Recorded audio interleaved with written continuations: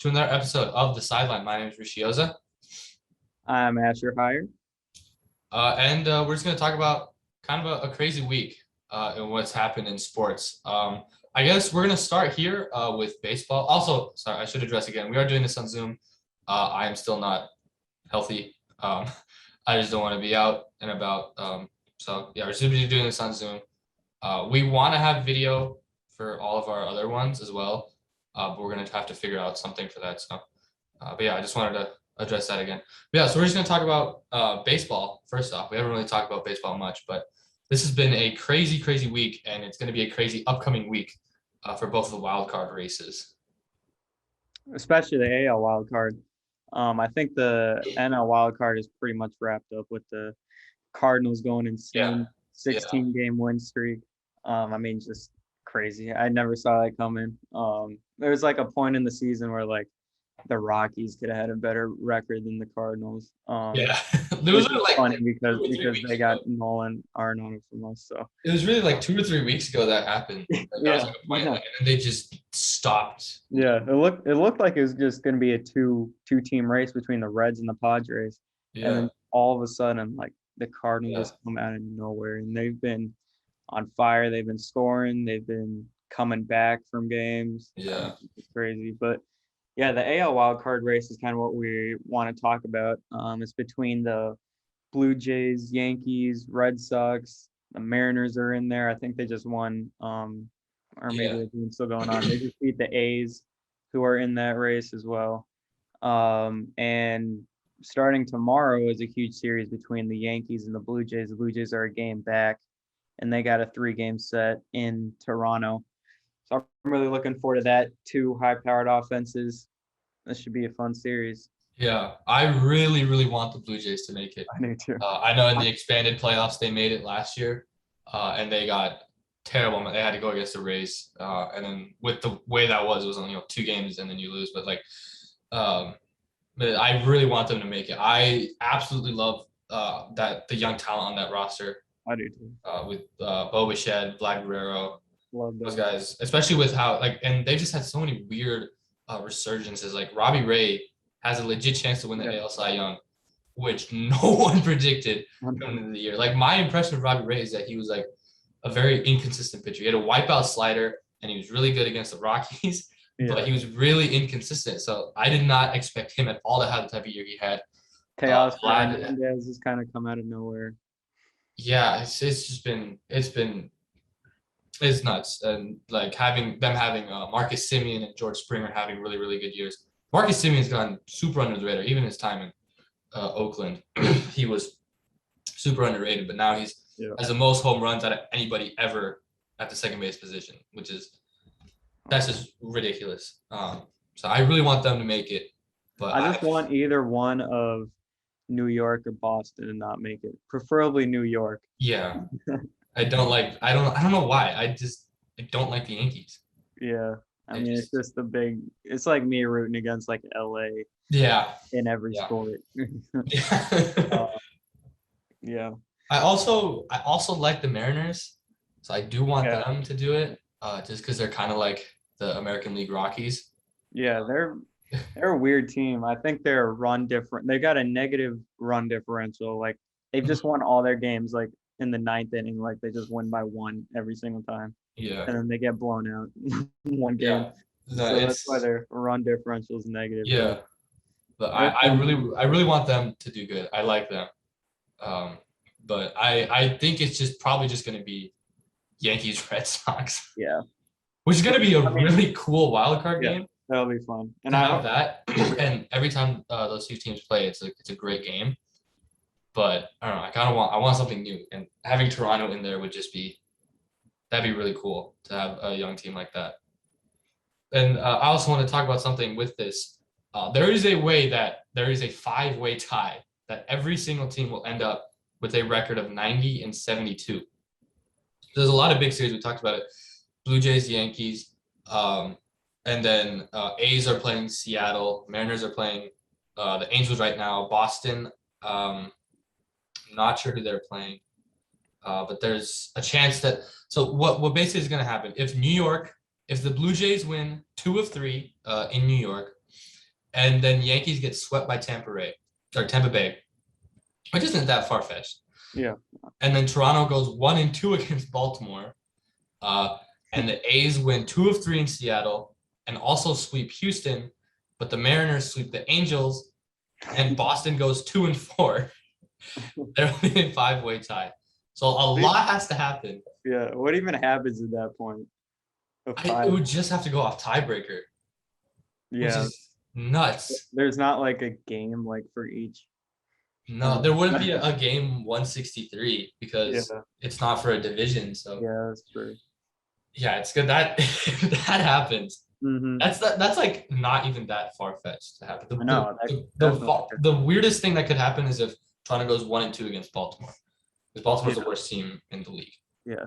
So, but if that happens, that just is able to showcase how ridiculous this race is. I know, and yeah, the Mariners right now, as we're recording this, are up 13-4 on the A's. Yes. So yeah, I don't know when this will go up. I want it to go up on Wednesday. I'll try to get it up on Wednesday. Yeah. So hopefully not too much has happened in that time period. But yeah, there's just so much crazy stuff going on in the American League. And we also wanted to talk a little bit of basketball. The season's like right around the corner. Preseason starts. When does preseason start? Sunday, next Sunday. Yeah. 6 days from now. And we had some big news for our team and really throughout the league.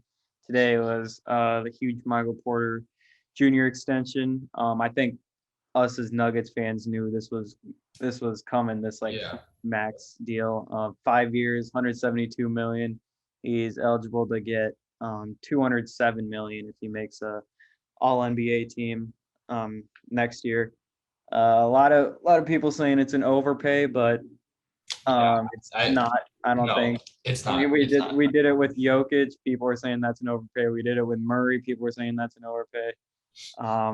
Aaron Gordon, we kind of had to pay a lot because I mean the Nuggets are a small market team. You got to do this. They're the best free agent signing in their history might have been Paul Millsap. So I don't even think it's a might have been. It's pretty definitive. It's Paul Millsap, which is kind of sad, but but I mean that's how it is as a small market team in this NBA league where everyone goes to all the best teams. I love the extension. Like you said, as Nuggets fans, we all expected it to happen. Being able to lock up the core of Jamal Murray, Nikola Jokic, Mike Porter Jr., and Aaron Gordon, being able to have those guys for at least the next 4 years is huge. It just extends the title window because I think if you're able to have those four and then be able to fill out the bench with just decent role players, we'll be fine. And I think that the more the Nuggets win, the more veterans and proven winners are going to want to come here and try and win a championship. So yeah, I love it. I love the extension. It is not an overpay. No. A lot of people were saying it was an overpay just because of how little Michael Porter Jr. has played in the NBA.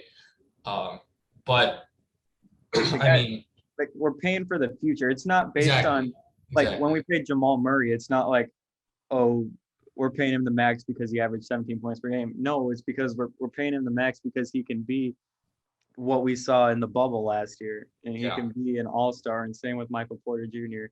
We're paying for him. We're buying an investment on him to become a great player. To truly mold into the third star. Because I think he's close to a star right now. I don't think he's truly a star because I think in the playoffs last year was his first true taste of being the number two. And he definitely had his struggles. Especially on the defensive end. But fully healthy, him being a third option in crunch time or even in most of the game, that's a luxury a lot of teams don't have. That's a luxury a lot of teams don't have and probably won't ever have, to be able to have a talent like him. Mm-hmm. I think he's a generational shooter. I think he can be up in the likes of the Klay Thompson, Steph Curry type shooters. I'm not saying he is right now, but I'm saying he can be. And I think that He's got generational scoring ability. He's got insane size to be able to score that way. He's a mismatch nightmare. Yeah, it all just comes down to health. I know that his health isn't a problem right now, but just if something like Jamal Murray happens where he gets injured and will have to work his way back through one of those contract years, that's really the only issue I see with it. But yeah, I think it's another good sign that the owners are ready to go into the luxury tax for this team. Yeah. That's a huge sign. That is. That's a huge sign of faith that they have in us, because they haven't. This is the first time they're going into luxury tax since 2010, which is that's huge. That's a huge sign of faith that they have in the team, which is just a huge change of scenery from what has previously been shown. And we also wanted to talk a little bit about Ben Simmons basically just completely shutting down the Sixers, not even talking to anyone, not going to any meetings. I mean, he's just not Sixers anymore. I mean, he's going to get traded soon, I think. And I mean, I really don't know where he's going to go. Like, I have no clue. A lot of people are saying Minnesota. Yeah. There was people were saying Denver, but that's just not going to happen. Yeah. I mean, like I saw like Sacramento out there. Yeah, like, I heard he wants to go to like a California team. Yeah. But the Clippers and Lakers have no assets to give up for him, Mm-hmm. and the Warriors are too cash strapped to give up anything either. So Sacramento's like is one option. Yeah. I mean, Portland's a good one too. I think Portland is the best option for him. I've been saying it ever since they lost that series. Just a straight up switch with CJ and Ben Simmons with a couple picks and salary cap fillers here and there. I think that's perfect for both teams. I think being able to get a score in the backcourt is big for Philly. We saw how much they struggled scoring. And I think that they'll have enough defense with Embiid anchoring and guys like Matisse Thybulle and Danny Green on the perimeter. And then for Portland, their biggest issue is defense. And Ben Simmons, as much as we hate on him for offense, defensively, he's one of the best in the league, if not the best in the league, especially on the perimeter. So this is going to be able to take a load off of Dame, both playmaking wise and defensively. So I think Portland's the best for him. But I honestly, I don't know if that's going to happen. I agree with you. I don't know if it's going to happen. Yeah. It's really weird. It's really weird for a guy in the first year of his extension to just be like, "Nah, I'm out." Yeah, I mean, just not even communicate. Like he just doesn't even want to show it. I wonder when he goes back to Philly, is he gonna play or is he just gonna? I remember Kyrie didn't play in Boston or something the first time he went there. Yeah, I don't know. It's gonna be weird. He could. I don't know if he's even gonna get traded before camp. At this point, because I don't know what his market is. Yeah. It's so weird. I don't know how executives around the league gauge him. Yeah, exactly. Because I know that, I don't know. To me, I think that he's still he's still a top 10 point guard in the NBA because of how good he is defensively. Yeah. And because I am still really high on his potential, but he's about to turn 26. If he can't show the potential soon, then there just isn't any.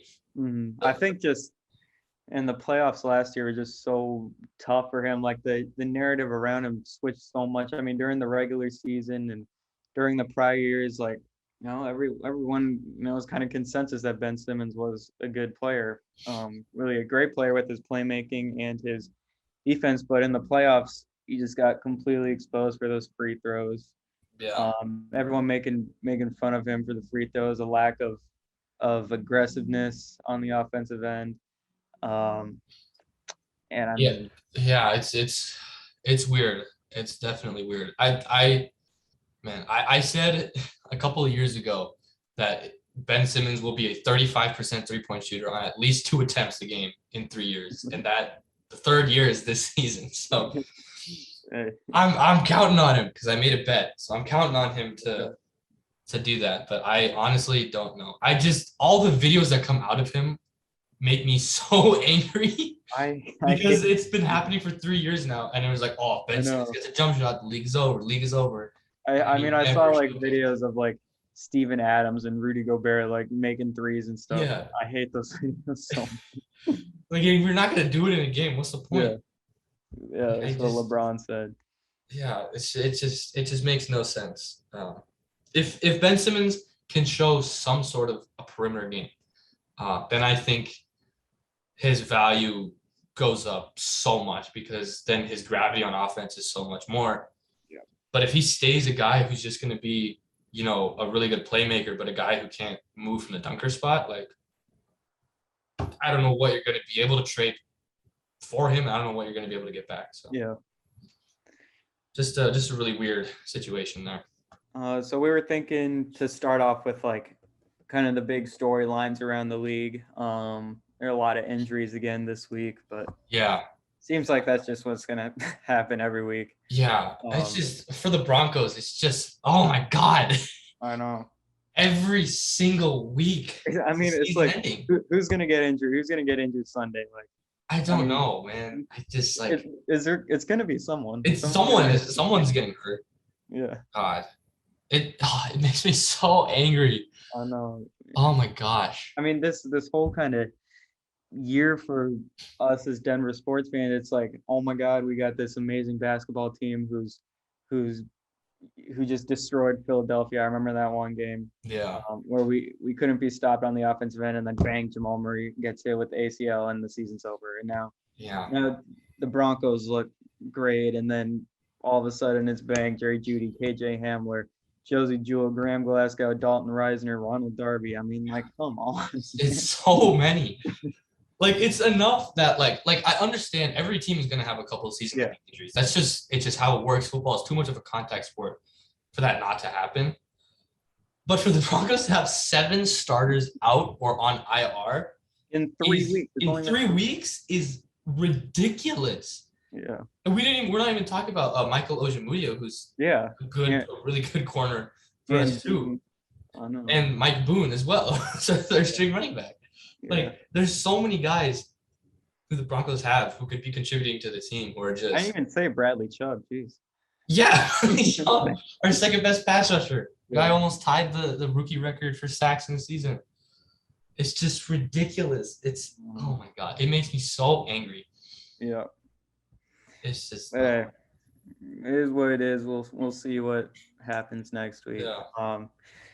Pretty much, I guess the biggest storyline around football is Josh Gordon being reinstated into the NFL finally, and he's of course going to the Chiefs. Yeah. It's kind of a thing Chiefs are doing annually now. It was like LaShawn McCoy 2 years ago. It was Le'Veon Bell last year, and now it's Josh Gordon this year. I mean, it's kind of like the Lakers. It feels like, but whatever. We'll see how he actually is. Like, he turned 30. Can he be the same?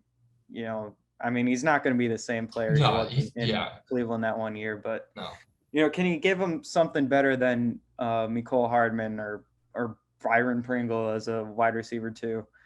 And I think he can. I mean, I think if there's an offense that can unlock him and use him to the most potential, it's the Chiefs, because they just have so many big play threats. You're not gonna be able to guard them all. Yeah, I was kind of thinking like last year they had Sammy Watkins as their wide receiver too. Mm-hmm. Like, is he gonna kind of be like that Sammy Watkins type of player? I mean, I mean, he's not great, but he's not gonna like that. 1 year in Cleveland, where 1,600 yards in 14 games. Like, he's not going to do that again. That era of Josh Gordon is gone, and unfortunately, he did it to himself. But he's still a good player. He's like as physically talented of a receiver that I have seen. I mean, if you can give the Chiefs like 600 to 700 yards and like 5 to 6 touchdowns this year, that's more than enough. Yeah, being able to have all those playmakers. But yeah, I mean, like, he did it to himself, but it's also kind of the NFL's it's problem like, with their connotation around marijuana and stuff. Yeah, like that. If he was doing what he's doing now, if he was doing that 5 years ago, he'd still be in the NFL. Yeah. Because they relaxed on the marijuana stuff, which I think is good. I mean, do you have anything else to say about that? I don't know. It's going to be interesting to watch. The Chiefs' offense is already pretty good, but it feels like teams have started to find ways to not stop them, but at least slow them down. I mean, the Chargers have always played them good ever since Mahomes got there. The Chargers have played them well. So I don't think it was very surprising that game was close. Yeah, I think we'll talk about that more later. Yeah. It wasn't surprising that game was close, but Yeah. I think they definitely need another playmaker, and Josh Gordon definitely has potential to be that. And I think that he'll definitely it'll give him enough production. For sure. And I think another thing that needs to be discussed is Matt Nagy. He's just horrible. God. I mean, I know it's only been one game with Justin Fields, but I mean, it's like the play calling was so bad. I know. It was ridiculous. And last year, the second half of the season, the reason why the Bears are so good is because he gave up the offensive play calling. Yeah. But this year he just took it right back. And I don't get it. Like, he cannot be that egotistical. I mean, he's running the same offense that he was running with Trubisky and Foles and Dalton. I mean, it just makes me with Justin Fields. It's like that is not Justin Fields' strengths. You got to get Fields on a rollout, something where he can use his legs and create. But it's like, no, let's have him stand in the pocket where we got our 40-year-old left tackle guarding Myles Garrett. I don't know why they signed Jason Peters. Like, Jason Peters he's got a good chance to go to the Hall of Fame. Like, he's a Super Bowl champion. Like, he's a legend. Yeah. He is not a starting left tackle right now. Especially not against Myles Garrett, just a freak of Jesus. Yeah. In his show, he finished with 4.5 sacks. The Bears right now they're just a mess. They're so bad. They're just a mess. But it definitely starts with Matt Nagy. Yeah, the defense, which is supposed to be like always good, is not good. Mm-hmm. Justin Fields 6 for 20, didn't even hit 50 yards, I don't think. Yeah, they're like net yardage was under 50. I'm pretty sure. Then what was it, Justin Tucker's field goal? Yeah. Yeah. No, their offense, it looks really bad, and the defense it's on the field too much for them to make a difference. They're just too tired. And I still think Fields has definitely like problems throwing the ball with confidence. Like going 6 for 20. I know the play calling was bad, but it's like still like, I mean, Fields didn't. 6 for 20. 6 for 20 should not happen. Like, regardless of what the play calling is, 6 for 20 that's bad. And whether it was nerves or whether it was just him just playing bad, he could definitely be better than that. Yeah. That was. I mean, he's got no weapons either, though. It's like Allen Robinson's okay, I guess. I mean, he's decent. He was like. He was really good last year, but this year he is not. Yeah. Good. He's off to a really slow start. There are I can't even Darnell Mooney, I guess. Like that's it. Darnell Mooney. I know Cole Kmet is pretty promising. Yeah. But all right now, I mean, he's not. Yeah, and then they got rid of Anthony Miller. I don't even know. Yeah. Who their name their running back, David Montgomery. Montgomery. He's the only like bright spot of this offense. Yeah. The rest of it is just so bad. Yeah. But I still think they should be starting Fields. I saw a report on the halftime show of Monday night today, and they said they're considering Dalton, Foles, and Fields to start. I'm like, just pick one, please. It's too far into the season for you to have a quarterback competition. Just pick one. It goes back to the thing that I think we were saying before the season start when they announced Dalton as a starter. It's like, is Nagy like doing this so that he gets an extra year coaching? Like, maybe he'll go up to the GM and be like, look, let me get one more year with Fields and we'll be good. See, we started Dalton this year and we didn't do good, but let me get 1 year with Fields and we'll play well. So, I mean, I don't know. Yeah. But another team like that's completely like opposite of the Bears right now is the Rams. Yeah. I mean, this Matt Stafford is just finally on a good team. He's having so much fun. He was on Monday night. He was on the Peyton and Eli broadcast. You could just see that he was just so happy. Mm-hmm. Just being on a team that wants to win. That chemistry that he has with Cooper Kupp right now, who's leading the league in receiving yards. I mean, it's crazy. It's like to the level of like that we've seen with Mahomes and Tyreek and Yeah. Aaron Rodgers and Adams, but it's only taken these guys 3 games. Yeah, 3 games And and like part of it's an just off been season. crazy. I know. It's ridiculous. Cooper Cup is, I mean, he's always been underrated, but this season he just, oh my goodness, he is playing out of his freaking mind. Yeah. And it's not even like because a lot of the attention is going other places. He's just creating so much separation when he runs routes. And like Robert Woods has 13 targets through 3 games, and Cooper Cup got 13 targets last game. Yeah. Yeah. Which is just it like he's just so open all the time. So you can't throw it. Sean McVay is showing that he's, one of the best coaches one of the best play callers in the league. Yeah. And it's like with Matt Stafford, I just feel so good for him because when he was in Detroit, I mean, it was just like, we're going to have you stand back in the pocket and we need you to throw a laser into like Marvin Jones. Yeah. Once Calvin Johnson retired, I was like, yeah, get out of there. I know. Like some of the Calvin Johnson highlights that they have together are nuts. It's like Stafford rolling around for 8 seconds and throwing in a quadruple coverage and it's a touchdown. I'm like, what? And that was their whole offense.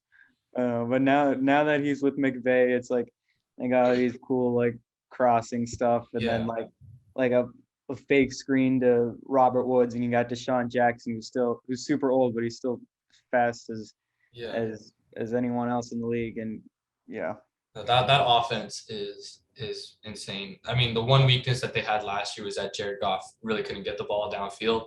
And they were still one of the most dangerous teams in the league. I mean, we knew that. And they won a playoff game last year on the road as a wild card team.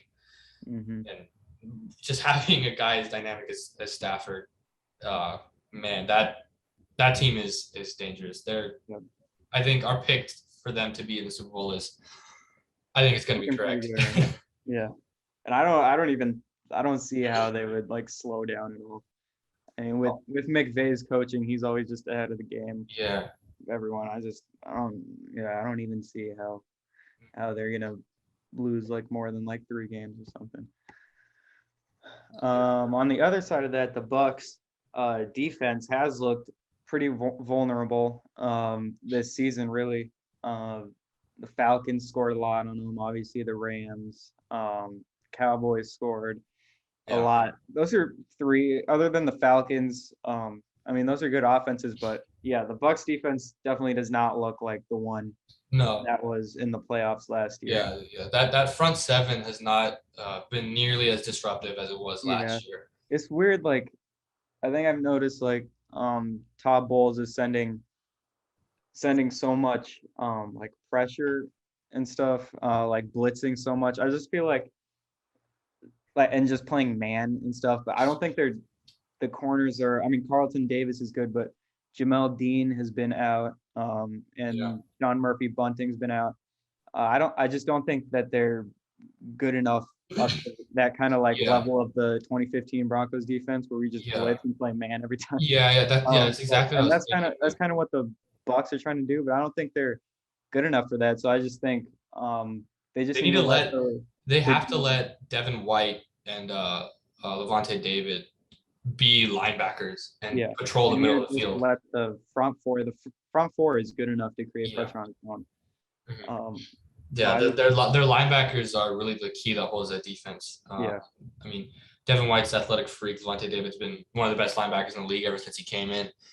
He needs to let them be in coverage more because having Shaq Barrett, having Ndamukong Suh, having Jason Pierre-Paul, that's enough people to generate pressure on any offensive line. So, they need to dial back on the pressure. I mean, that is what worked in the playoffs for them, but I think teams are able to figure it out. Blitzing and man coverage is hard if you don't have lockdown corners, especially with 2 of the top 3 injured. Another kind of storyline that's kind of in the NFL right now is the rookie QB is really struggling. Really struggling. Struggling. I still don't think this is like a concern. Like, all 5 of these quarterbacks are going to be bust. No.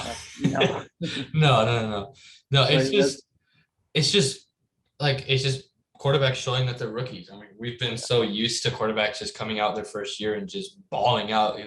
I know Like, it really shows how impressive Herbert and Burrow and Mahomes. yeah, like last year, the Herbert, Tua, Burrow, they all looked really, really good. Season before that was, or not season before that, but like Baker and Mahomes and Deshaun Watson, like they looked so good in their first seasons, but man, these guys have not looked good. The best quarterback so far has been Mac Jones by a pretty considerable margin. But even then, he hasn't really flashed anything like. I mean, he's got the best team around him too. Yeah, The best coaching at least. yeah, and The by weapons far. and the weapons in New England are still pretty. Yeah, but like I mean, average. against the Saints, he went 30 for 51 for 250 yards, a touchdown, and 3 interceptions. One wasn't his fault. I don't even know how that one interception happened. Like it hit Johnny Smith right in the hands, and he did like a front flip, and then it was picked off and returned for a touchdown. Yeah. I don't know how that even happened, but regardless, like he hasn't shown, like a deep ball really. He hasn't shown ability to make dynamic plays. Like Fields, like we mentioned before, he's really, really struggled. Wilson has looked horrible his last 2 starts.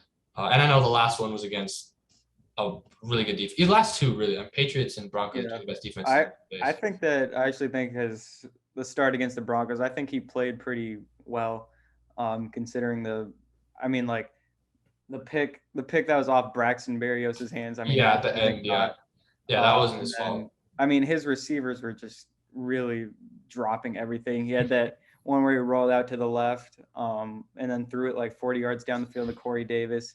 He should have caught that probably. That was good defense by Satan, but yeah, he did make a decent amount of throws that were pretty eye popping. Yeah, and I liked how I think it was like in the second quarter or something, they put together a nice drive where he dialed down on the aggressiveness, took like the they hit a couple short passes, stuff across the middle. Yeah, that was good. Then they screwed up and then they made the field goal, but it was a delay game. Yeah, like he did have a couple series where he looked pretty good, but I thought for most of it he just looked really, really flustered. Oh yeah, he looked really, really flustered. The pressure got to him a lot.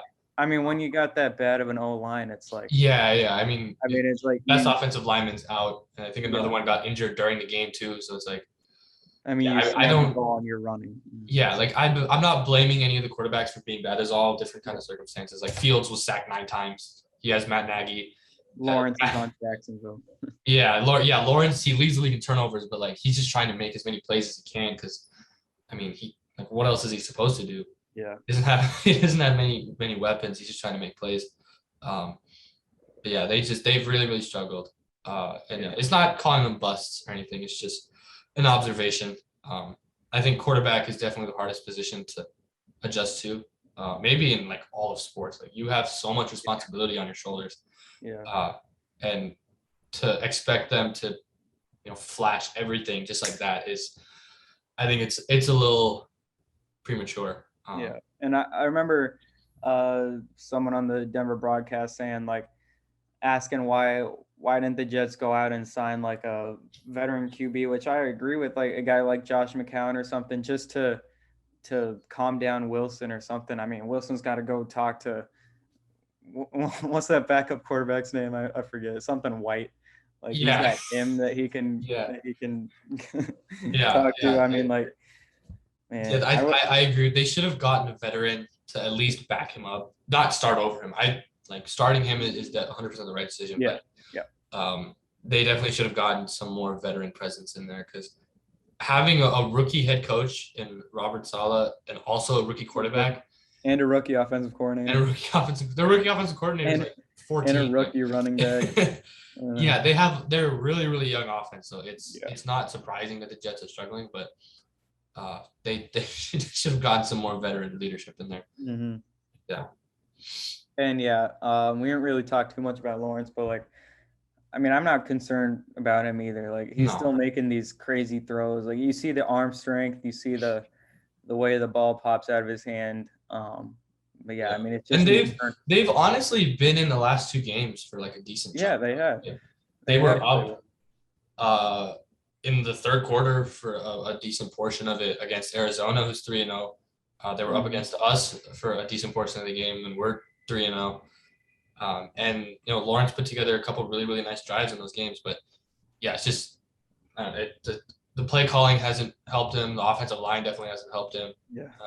Yeah, it's just a lot of different things contributing to this, but yeah, just I hope that they improve. I Yeah, hope we'll that they see. start to play better. We'll see as the season goes on. It'll be fun. So I guess we can talk about maybe the two biggest games of the week. The Chiefs Chargers, I guess, big game, and that was a great game. Justin Herbert is looking more and more like a top 10 quarterback. He probably is already a top 10 quarterback. Might even be. I was thinking, like, is he top 3 in the AFC? Like, you got Mahomes, Josh Allen, and then is it Justin Herbert? It's Justin Herbert or Lamar Jackson. Yeah. Between those two, I feel like there's not really much competition. I feel like Derek Carr is probably moving up the ranks as he plays better, but I think Herbert with how he played last year and how he's starting off this year, that's definitely an argument to be had. I would probably pick Lamar. Yeah, same. But I know. It's close. It's closer than a lot of people think. For sure. And the Chargers ended up winning this game, but I think the Chargers made good plays on defense where they forced those 4 turnovers. Mahomes kind of threw up some stupid passes. That one where that no look one, did you see that? I don't think that was even his fault. That was the receiver's fault. Yeah, but I mean but also like Mahomes had no reason to do that. Yeah. In that situation, I don't know why you're trying to do that. Like, I get it's cool, and I guess it works too because it's a complete misdirect for the defense. But yeah, but I mean, there was no one around that. Yeah, it was wide open anyway. Yeah, but I still think the Chiefs are the better team there, even though they're last in the AFC West right now. I think they're better than the Chargers because like. Even they had those 4 turnovers, but it's a 1 possession game that they ended. So they could have won if Mahomes doesn't throw that pick on the last drive. I know it was on 3rd down, but still, I mean, if Mahomes doesn't throw that pick, then they're probably either it goes into overtime or they win. Yeah, he had Travis Kelce. He had Travis Kelce open. He just overthrew it. Yeah. On a throw that we've seen him make, hundreds of times. I completely agree with like Herbert looked really good. The Chargers, they really make me mad because they almost lost this game like 4 separate times, and every single time it was like because they went for it it was like 4th and 1 or 4th and 2, and they were gonna go for it, and I was like, yeah, this is a good decision. Then they false started and it was 4th and 7, and they had to go for it. The flags like. After they score a touchdown the past 2 weeks, like every time they score a touchdown, there's like a oh my god, so mad as a Chargers fan. Like and the calls they were really bad calls too. But like oh my god, they almost I don't know why they threw it on that last possession like at all. I don't know why they ever threw the ball. They were getting like 5, 6, 7 yards every single time they put it on the ground, and especially on the goal line. Brandon Staley seems really aggressive. Like he went for that 4th and 5 with like under a minute left. I mean, they were in field goal range probably. I know that kicker is pretty like bad. I don't even know what his name is, like Vizcaino. Vizcaino. Yeah, he's not the greatest. Yeah. So, but I mean, still, that shows the confidence he has in Herbert. That shows the aggressiveness he has, like you said, like throwing the ball. On that last drive. So, I also had like a hot take. I think I really, really like Mike Williams.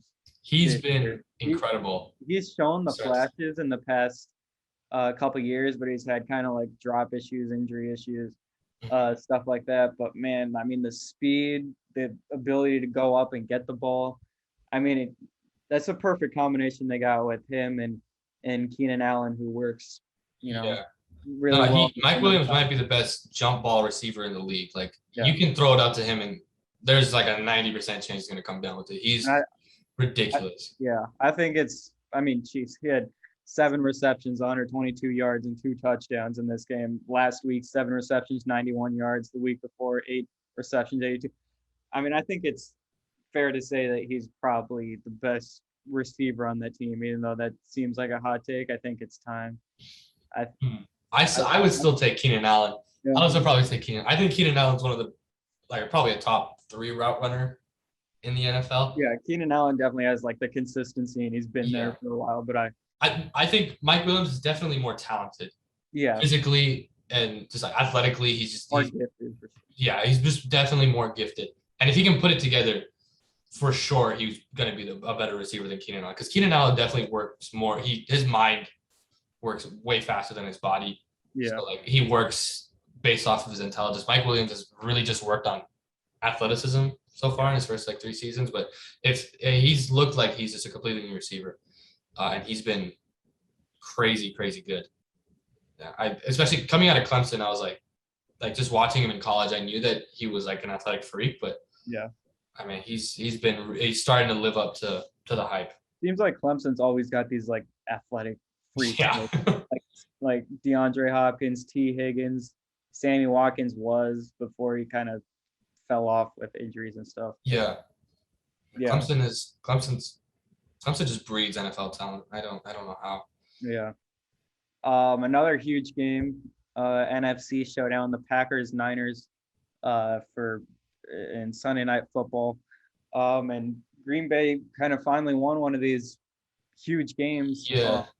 Like usually at the end of every season, they're like 13-3, but it's like, they're really not that good. Yeah. They're not 13-3 good. They're not Super Bowl contenders. But man, like they look good. I think their defense is good. Their defense looked way better. Like, Yeah. we criticized their defense last couple of games, but they have looked much better. Yeah. The offense looks good. Like that game against the Saints was definitely an anomaly. Yeah. I think that was just a culmination of everything that happened in the offseason, just being dumped. Yeah. Into one. Yeah, but oh my God. The Aaron Rodgers is just ridiculous, man.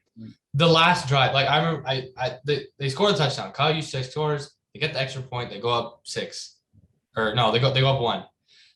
And I remember Chris Collinsworth, he's like 37 seconds, no timeouts. They might have left a little too much time. And he was like kind of being sarcastic. Yeah. But like at the same time, you're like, oh my God, it actually was too much time. Yeah, I literally texted my dad after that touchdown. Like, that's too much time for Roger. You can't give him more than like 30 seconds. Yeah. I mean, maybe even like 25 seconds. It's nuts. There's a tweet out, and it's hilarious. It just shows 4 frames of 4 games that Aaron Rodgers either tied or won the game on the drives. 2016 divisional round against the Cardinals. It is 4th and 20 with 55 seconds left, no timeouts, inside his own 5. They tie it. The 2017 divisional round against Dallas. 31 seconds, or 31-31, 12 seconds left, 3rd and 20, it was zone 32. They win it. 0 seconds on the clock against Detroit. Oh, yeah. Hail Mary, they win it. Yeah. And then 37 seconds left, down by 1 at his own 25. No timeouts. That's a good Niners defense, too. That's a really good defense. Yeah. Like, oh my God. Thinking, do you think that they should have squibbed that kick maybe to melt off a few extra seconds? But it's also like yeah, maybe they'll be like 30 seconds instead of 37, but maybe they'd be way closer.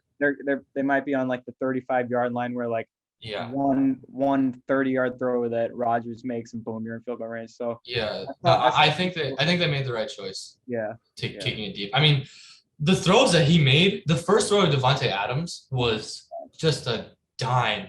Yeah.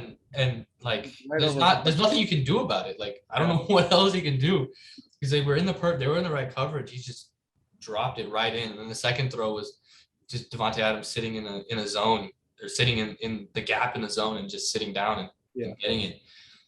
Man, he is that connection with Rodgers and Adams. I mean, it's crazy. Like I've kind of been like a little like I think Adams might be a little overrated. Like people are saying like he's the top receiver in the league, which could definitely be true. But like I think talent wise, like I mean, I just don't think he is. Yeah. But the connection with him, I mean, that's crazy. That's probably the best. Either that connection or the connection between Mahomes and Kelsey. I mean, it's like they just like know, like they just look at each other and they know exactly where they're going to be. They know exactly when the ball is coming out. So those two they're gonna carry that offense. Aaron Jones didn't look too great today after what he did to the Lions, but if they're able to get a consistent running attack, um, that passing game just opens up so much more. And Devontae Adams is he's insane. He's ridiculous. yeah. I don't know how he stayed in the game after. I mean, he was like unconscious. That made me back in. Yeah, that made me like kind of like cringe when he Yeah. back onto the field like 2 minutes after he was Yeah. knocked out, and I'm like, why? And then they throw to him on Yeah. that very first play. They literally throw a jump ball to him. It was overthrown. Maybe thankfully it was overthrown. Yeah. I I don't know how that wasn't called a penalty. The NFL needs to oh yeah. fix And then their stuff. the very next drive they call a penalty on like a guy like touching touching the quarterback's helmet. Yeah, no, they NFL has we say it every year, but they need to fix the penalties. Yeah. Because I mean, Dalton Reisner got called for a taunting penalty when he was like, oh, a touchdown. They turned around and said something, and then that's it. These taunting penalties are just they're ridiculous. But you don't call something that's as clear as day like that. You know, like clear helmet to helmet contact, and it just completely knocks the guy out. I just don't understand why they had that stupid celebration rule in the game like a few years ago, and they thankfully got rid of that either last year or 2 years ago. But then they add this taunting rule, and it's like why? I mean, it's because it's not even like I get the taunting thing. Like if you like purposefully do a celebration like in front of a player and you like are actually taunting, then I kind of get it. But if it's just like trash talk, like that's part of football. I just like spinning the ball on the ground. I don't get it. I don't get it. I mean, it's the competitive. These guys are out there destroying each other. Like it's competitive nature, and you're gonna throw a flag like because they're talking. Like of course they're gonna talk. I would talk. I mean. Yeah, but it's very weird, very dumb. Yeah. They need to fix that. Back to the game. I think the Niners offense looks pretty good. The Niners overall in general look pretty good. I think the secondary kind of is a cause for concern. The front seven obviously is amazing, but the secondary with Jason Verrett tearing his ACL again. I don't know how many more times he can tear his ACL. Third or fourth time, maybe. It's like every year. Comes out. I feel so bad for him because like the 2 seasons he was healthy with Chargers, he was pretty good. And the last year he was good with the Niners too. Yeah. I feel so bad for him. I think the Niners offense seems a little stagnant at times with when Jimmy G's like in the pocket and just trying to like throw. I think when they do these Shanahan things where like it's a screen to the left and then a screen to the right and then a jet sweep with Deebo Samuel and then a fake jet sweep and you hit George Kittle down the middle. Stuff like that. That's when they look really good. And when I think Jimmy G's game was a little overrated. Like people are saying like, oh, Jimmy G's like really good and stuff. I just think his job is kind of easy. Like he throws these screens and boom, you're all the way to the 10-yard line. He just has to make one throw in the end zone.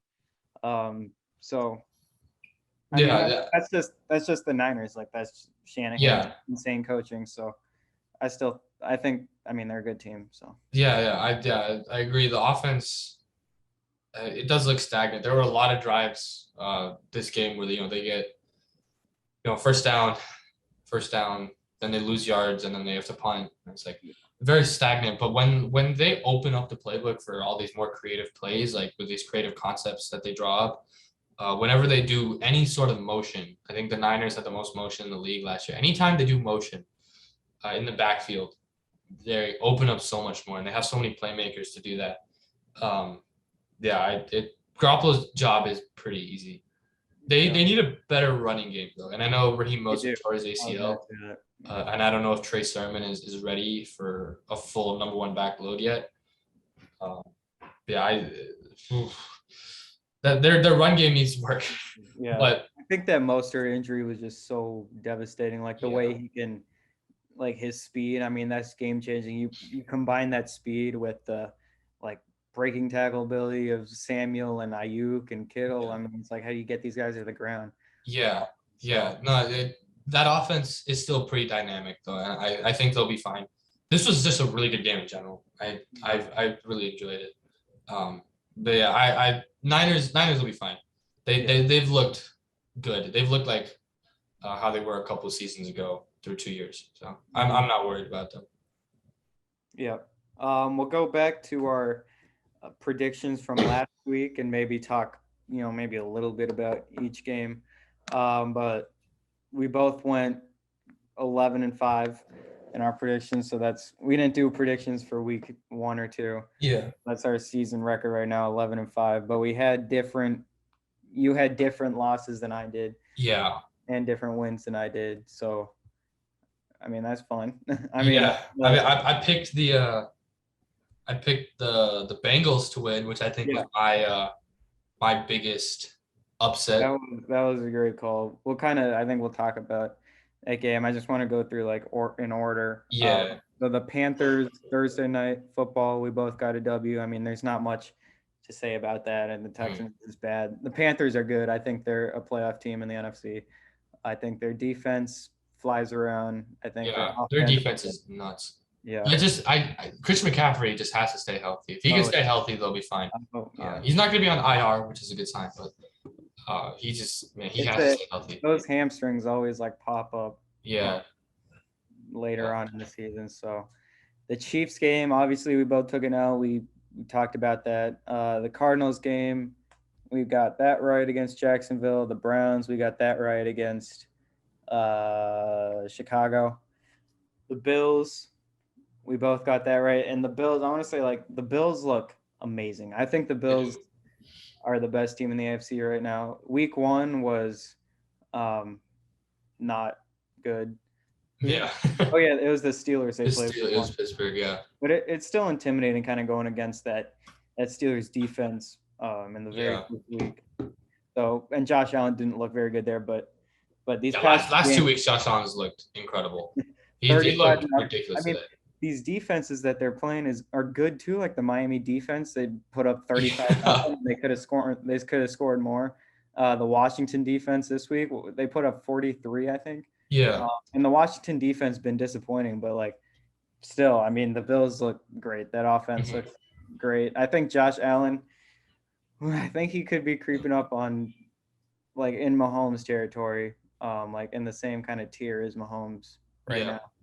No, he's definitely increasing his status. But he's been great the last 2 games. Yeah. The Titans won against the Colts. To be honest, I didn't watch this game. Yeah, I didn't think Carson Wentz would be starting. Oh, yeah. Yeah, he did start. He did for some reason. I don't know why they put him at risk like that. And he didn't even play good. So it was kind of just a waste. They need to let him just get healthy. Yeah. I mean, the Titans and the Colts kind of just look like the same type of teams they've been the past couple of years where, I mean, the Titans are going to be probably in the playoffs. They might win a game in the playoffs, and that'll be it. And the Colts might be trying to get in the playoffs. Yeah, their first 3 games have been really tough. Yeah, they're a few plays away from being 2-1. Mm-hmm. But I don't know. They have to figure out if Wentz can stay healthy. Yeah, that's the biggest key. This was our first different game. I picked the Patriots, you picked the Saints, and you won on that. Yeah, the Saints look pretty good now. Yes, it's Winston is so inconsistent, and I don't know if he can just find a consistent spot to stay at. Yeah, that team is pretty dangerous. But if he keeps going back and forth like he did last week, then I don't know. It's gonna be hard to gauge that team. Giants Falcons. We both took the Giants, and obviously both lost. And the Giants look bad. They look bad. They look really bad. I mean, when you're losing to the Falcons, it's really bad, and their offense looks horrible. Yeah. Plus, Blake Martinez tore his ACL too, so that's the best defensive player gone. Yeah. Steelers Bengals. I picked the Steelers because I thought the Steelers were, the Steelers and pretty good. You picked the Bengals and you won that by a mile. I mean, the Bengals just destroyed the Steelers. Yeah. And yeah. I mean, I think Big Ben is just. Oh, he's got to go. They got to start Dwayne. I don't even know because Dwayne Haskins hasn't exactly shown promise. Yeah, I think I you know see you're an this. Ohio State guy, but he hasn't really shown promise his first I couple mean, yeah, seasons. I know. I still think you got to start Big Ben, but man, he is just like I don't know what he's doing. Like there's Yeah. videos like he takes like 2 steps and then he falls down. I mean, he literally. Yeah. I mean, he's got the mobility of like a tree, dude. Yeah, Like, he's so slow now. Like I remember, like I said, the last episode of the episode before, like, yeah, his mobility isn't what it used to be. That was so generous. Like yeah, he's like Joe Flacco now. It's I insane. know. He doesn't move. I know. And then he had this one play where he like stepped up in the pocket and threw like a sidearm throw literally right into the Bengals line. I mean, what are you even looking at? I don't know. The, the Bengals linebacker is right there. And then it's funny, he made a dive. He like dove to try to tackle the Bengals linebacker, which is funny, but The last play, that 4th and 10 that they oh my had, God. that was the worst play call I've ever seen. I don't know if that was the play call or was that Big Ben? I don't know. It was so bad. This 4th and 10, you need a touchdown. And it's a swing pass to Najee Harris with no blockers in front behind the line of scrimmage. It's like, what? It's like a check down and he got it out immediately. Yeah. Oh, it made no sense. Like if Yeah. it's a screen pass to where you have like set up blockers and stuff, I guess that makes sense. But it wasn't even that. It was like he took 2 steps. He looked. He didn't even try and go through his progression. He's like, nah, nope. Oh, So bad. I think Najee Harris. I think I saw he finished with 14 receptions. Wait, did he finish with 14 receptions? 14 receptions. I think. Let me see. That would be insane. Hold on. Dude, I can only see his rushing stats. Okay. This game, yes, 14 receptions, 102 yards Oh my God. for Najee Harris. I mean, okay, that's cool for Najee. Like, that's cool. Yeah. Like, but Why is he getting 19 targets? Yeah, that's what I'm thinking. Why is your running back coming into the flats getting 14 receptions? Yeah. Oh. Why does he have as many catches as he does carries? He had 19 targets, man. What the heck? I know, dude. Holy man. cow. The Steelers are just a joke, man. I mean, the defense that doesn't even look spectacular. Nah. Oh my. Minkah Fitzpatrick is currently the worst graded safety in the entire NFL. He has like a 26 PFF grade, I know. which is ridiculous. Yeah, Oh man. it's funny. I kind of like seeing the Steelers. Yeah, they need to go into a rebuild, like a true one. Yeah. Finally. Okay. Ravens, Lions. We both picked the Ravens, obviously, and we kind of escaped that one. That was insane. I mean, Justin Tucker's definitely the greatest kicker of all time. Yeah. I know he doesn't have the playoff success or the playoff moments or like legacy that Adam Vinatieri has, but like when you just look at his consistency and his power and the records that he holds now, like I don't know how you can't say he's the greatest. Yeah. He's insane. The fact that the Ravens they should have lost that game. That was a delay of game, by the way, on the play before. Yeah. I mean, the Lions really won that game, probably. Yeah. So I mean, that's kind of concerning for the Ravens to be.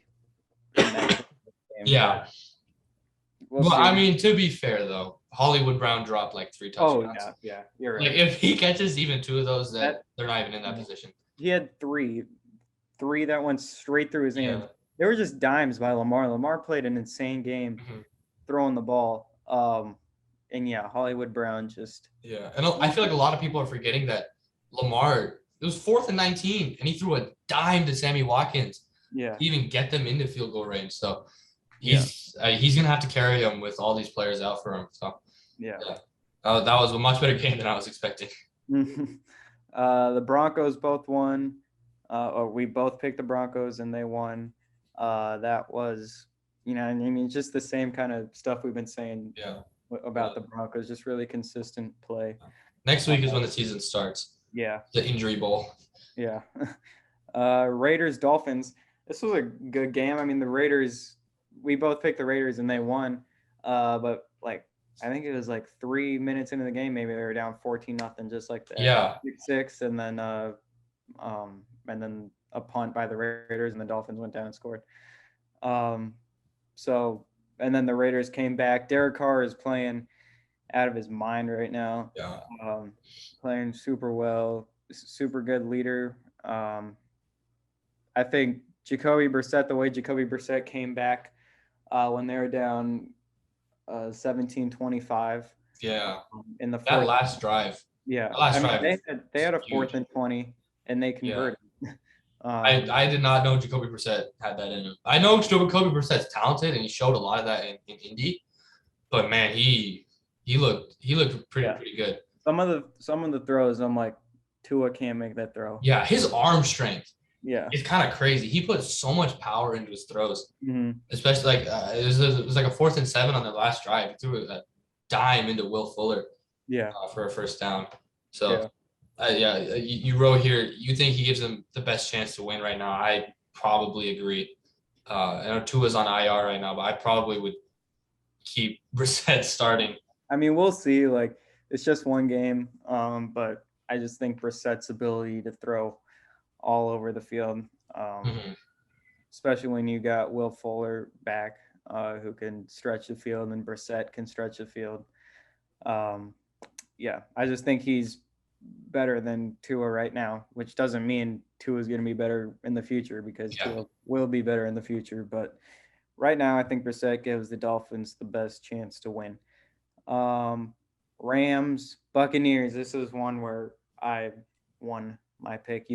I picked the Rams. You picked the Bucs. We already talked about this game. Yeah. Great game. Seahawks. We both picked the Seahawks against the Vikings, and they lost. Yeah. I mean, Kirk Cousins looks amazing, by the way. Yeah, he's having a really good year. Yeah. And their Vikings offense in general looks really good. If they can keep Dalvin Cook healthy, then they'll be all right. And their defense looked really good today as well, which was kind of surprising. And they're 1-2, but they're a few plays away from being 3-0. Yeah. So yeah, Vikings they're better than I thought they were. Especially after week 1 losing to the Bengals. And the Bengals are better than I thought they were, especially defensively.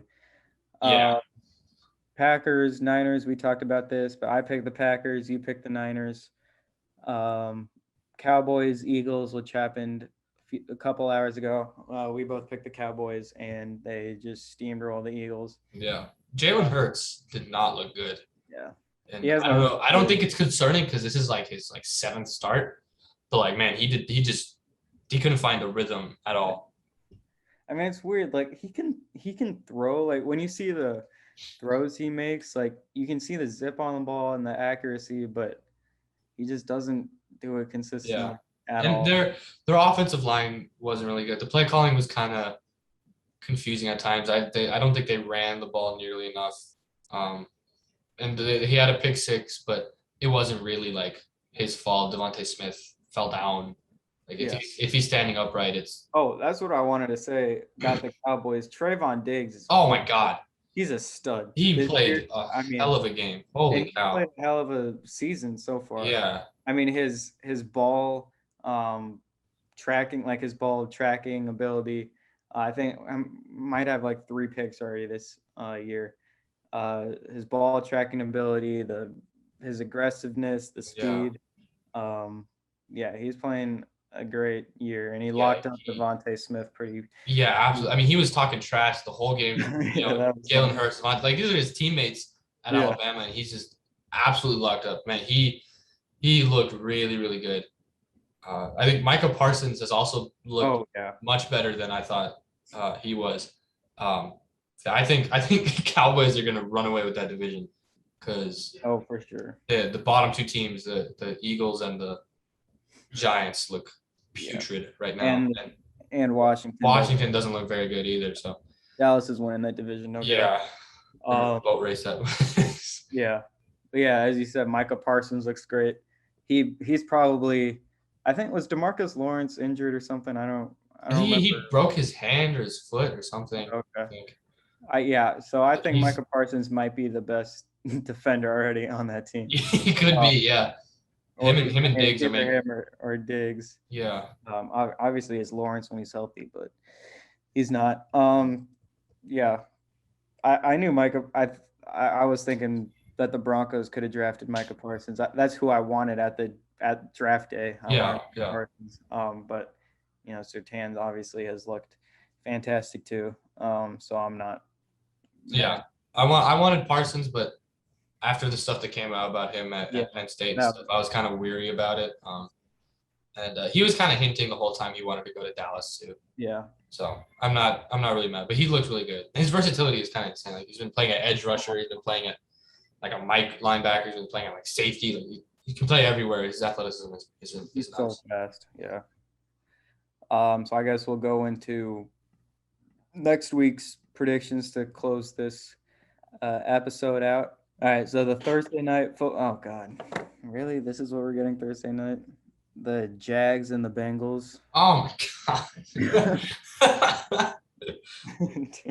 Jesus. Man, I thought we were done like last year, the years before. God. I thought we were done with these horrible Thursday night matches. Oh, we praised them last week for the scheduling. Holy cow. Why do the Jags get these Thursday? I don't like. It seems like they get like 2 or 3 like every year. What is up with that? I don't know. They don't They don't want to. And Florida's a big market, so they don't want to. They need to give them prime time, but they don't want to give them prime time. So. Yeah. I mean, it seems like it's always like the Jags Titans or something like that. Yeah. I'm going Bengals. I think that's pretty easy. Sure. Yeah.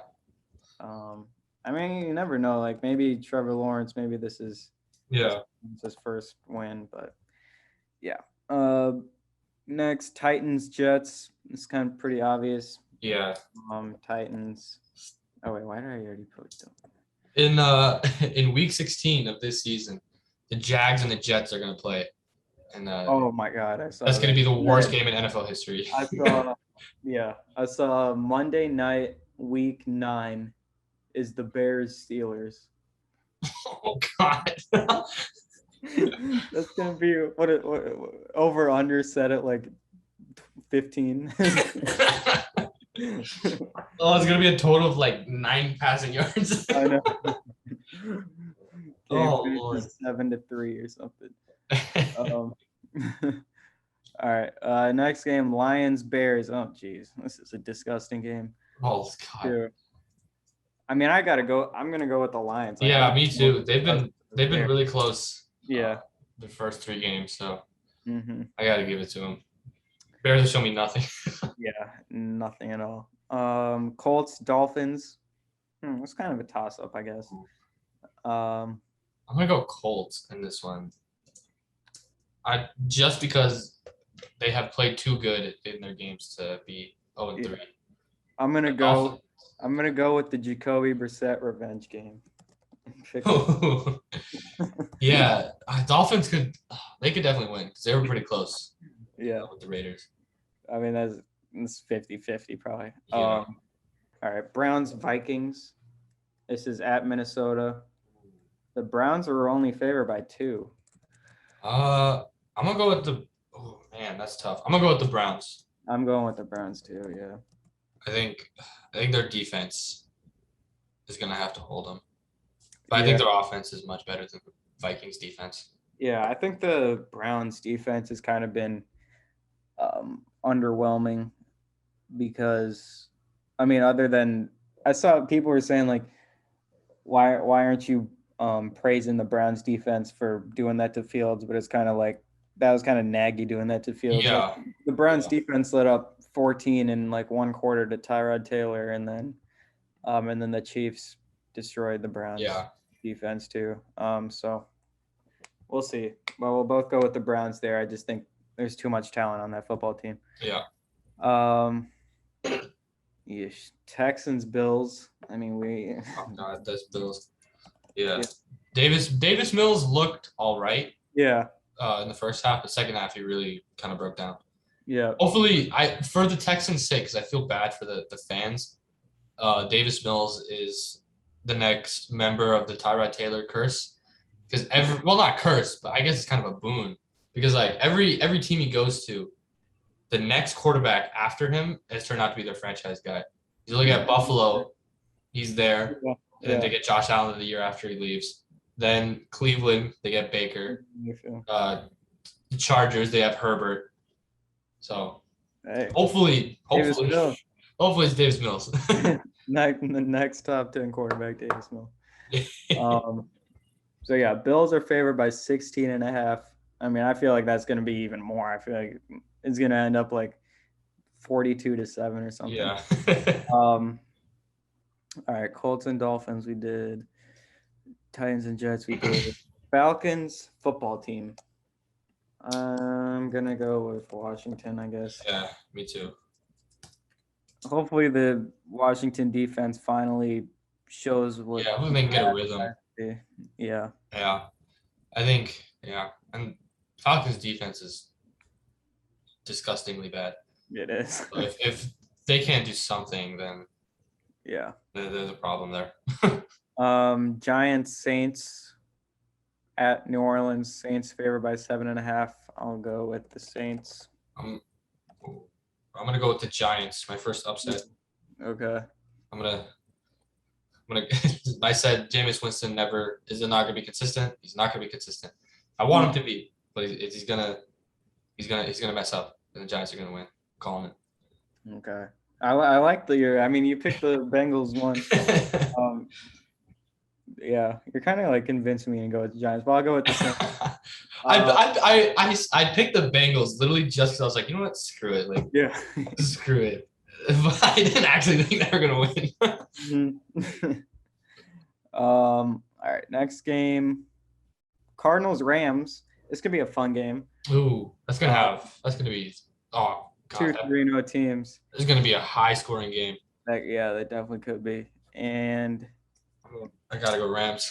You gotta go with the Rams. Yeah, they've looked too good. Cardinals have looked vulnerable. They looked vulnerable against Minnesota. And Jacksonville. And Jacksonville for a bit. So I mean, they got a offense that can score like that whenever they want, but yeah, the defense isn't too great, and Kyler Murray has kind of been turnover prone. Yeah. 49ers Seahawks at 49ers. Niners favored by 3. I feel like they should be favored by more. I don't know. I'll go Niners on that one. Yeah. They've looked really good.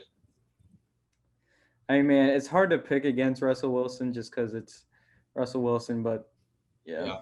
Niners have looked really, really good. I find it's hard to pick against them. Mm-hmm. All right. Here's our game. Ravens Broncos. Broncos are favored by 1 single point. And oh my God, I don't know. I hate picking against the Broncos, and I don't want to, and the Broncos, it all comes down to if they can just contain Lamar Jackson in the pocket, which no one can do. Yeah. But if they can just, at least for a couple drives, just keep him stationary, I think they'll win, regardless of the injuries that we have, because they have more, which sounds impossible, but they have a lot too. So I'm gonna go with the Broncos. Yeah. I've also, this is just me being optimistic about the team in general, because I think if we're able to win this game, it shows that we're not, just a team that's been beating up on bad teams, which we have been, but hopefully it gives us a little bit more credibility. I think, I don't really like saying this because I feel like every fan base feels this, but I feel like this team really like has incredible chemistry and really likes each other. Yeah. Plays for each other. Mm-hmm. Honestly, I think a lot of that has to do with Teddy Bridgewater. Yeah. I love that man now. I will die for him. He is every single clip that he comes out with, he's showing that he's a leader. He's showing that he has the locker room in his hands. And man, he looks really, really good. Yeah. He looks really, really good. Yeah. Tim Patrick is gonna blow up this game. I'm calling it. He's gonna have over 100 yards. Okay. Yeah, you got Marlon Humphrey on Sutton. So who's got Patrick? Nobody. Yeah. And we just signed David Moore. We'll see if he plays that game. Yeah. Kendall Hinton breakout game. Oh, Hall of Famer. Yeah. Yeah, I think on the Ravens side, the biggest threat against the Broncos defense is Mark Andrews. Tight ends have kind of. This is gonna be the Justin Shernadd credibility game. There you go. If he can just contain Mark Andrews a little bit, then I'll be happy. It's Mhm. also it's mobile quarterbacks and it's tight ends. Those have been the Broncos' weaknesses ever since the Super Bowl. Yeah. So I'm just scared, like Kyle Fuller, I feel like he's gonna get beat one time by Hollywood Brown. He's gonna get beat for like yeah, 3 yards. All right. Steelers, Packers. I mean, it's the it's Packers. Yeah. Can't be good. we'll see if the Steelers, if that offense can bounce back, but my God, They this look really bad. horrible. Yeah. Buccaneers, Patriots at New England. Oh, this is the Tom Brady Oh yeah. back in New England, and I mean, you just got to go with Tom Brady. Yeah. Yeah. That's gonna be a very cool atmosphere to That be in. will. Because I remember when Peyton Manning first came back to Indy, it's going to be a reception similar to that, and that was so cool. Yeah. So, yeah, but Buccaneers just all around, they're a better team. Yeah, by 7. I could see this not being as close as a 7-point game. Yeah. I think this is the Monday night game. Raiders, Chargers. Ooh, this is a Oh. At Chargers, which really doesn't say much. It'd probably be 50-50 crash. I feel so bad for the Chargers, man. They have this huge stadium, and it's so nice, but no one's ever going to think of it as their stadium. Yeah. Any stadium they go to is going to be half full. Yeah, I feel so bad for the players. Like you just get no home field feel. The Cowboys game was like insane. Like and every time the Broncos go over there, like and the Chiefs too. Yeah, it's just majority the other team's colors. It just sucks. I'm gonna go with Chargers though. I'm gonna go with Chargers too. I think the Raiders have played 3 pretty close games against teams that they probably should have blown out. So they definitely should have blown out the Dolphins. Mm-hmm. And then I don't know, blew out the Steelers, but they won by 9 points. And then they should have won the Ravens game by more than they did. So for sure. Next, this is why it's not on the betting site because it's the Cowboys and the Eagles. So it's Panthers, Cowboys at Dallas. That's a sneaky good matchup right there. Go with the Cowboys. Man, I don't know. That Panthers defense. Panthers defense looks legit, man. I don't know. I'm gonna go with the Panthers. Okay, I'll go with the Cowboys so we have a different thing. Yeah, that's a tough matchup right there. Yeah. But I really don't know. That could go either way. I could. Cowboys look really good. First 3 games they have looked pretty solid. I mean, they could be 3-0 easily with a win at Tampa Bay. Yeah. So Dak Prescott and they beat the Chargers, who obviously just beat the Chiefs. So yeah, no, they looked really good. Dak Prescott looks like a true MVP candidate. Zeke looked really good today. Yeah. Which is definitely a good sign because I tweeted last week, I was like, Tony Pollard's better than Zeke Elliott. Yeah. Which obviously isn't true, but it's like this season it's been true. Yeah. And last season, like it looked like Tony Pollard was definitely the more dynamic guy, but Zeke looked really good today. His vision, his cuts, his cuts are his biggest thing. Like that's what he's known. He's super shifty. Mm-hmm. But he the power. Yeah, shifty and the power, and both of those really showed up today. Yeah. So. It just feels like if you give Zeke like the ball on the 1 yard line, or if you give Zeke the ball on like 3rd and 1, like he's getting that. Mm-hmm. So yeah, that's gonna be a good game. And then Chiefs at Philly. I mean the Philly crowd is always like intimidating. I feel like the Eagles play pretty well at home, but I gotta go with the Chiefs. Yeah, I'm going with Chiefs too. It's hard to bet against them. How fun would this be if the Eagles beat the Chiefs? Oh man, I would love that so much. The slander would be nonstop. I mean, I could actually see it happening.